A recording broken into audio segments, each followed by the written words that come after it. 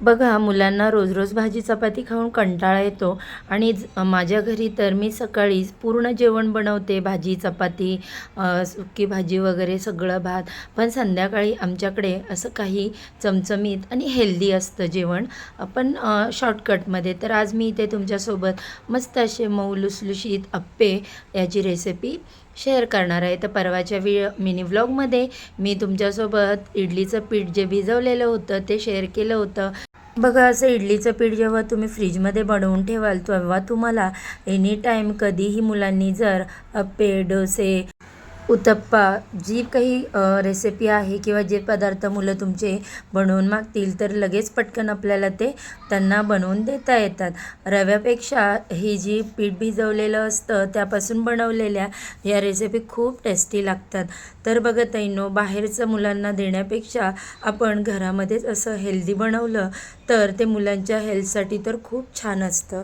तर बघा, तुमची मुलं ज्या ज्या भाज्या खात नाहीत तर त्या तुम्ही या अप्प्यामध्ये घालून अप्पे तयार करून ते मुलांना देऊ शकता. तर हे अप्पे हेल्दी देखील होतात आणि त्या न आवडत्या भाज्या त्यांच्या पोटात देखील जातात. आज मी या अप्प्यांमध्ये फक्त टोमॅटो, कांदा आणि कोथिंबीर घातले.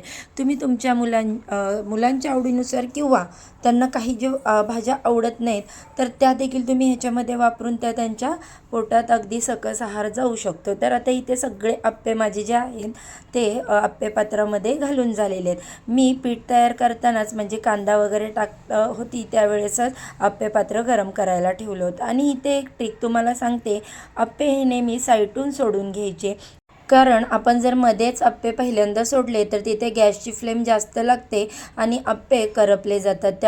आता बघा, तुम्ही बघू शकता इथे मी तुमच्यासोबत अप्पे शेअर करते कसे पलटते. तर तुम्ही असा जो काटा चमचा आहे तो देखील घेऊ शकता किंवा सुरीने देखील हे अप्पे जे आहेत ते पलटी मारू शकता.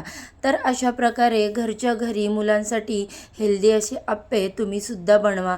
कारण बघा, आजकाल बाजारामध्ये मिळणारे पदार्थ एवढे अनहेल्दी झालेले आहेत की त्याच्यामुळे मुलांना फार त्रास होतो. चला तर मग कसा वाटला हा मिनी व्लॉग? आवडला तर जाता जाता नक्की एक लाईक करा.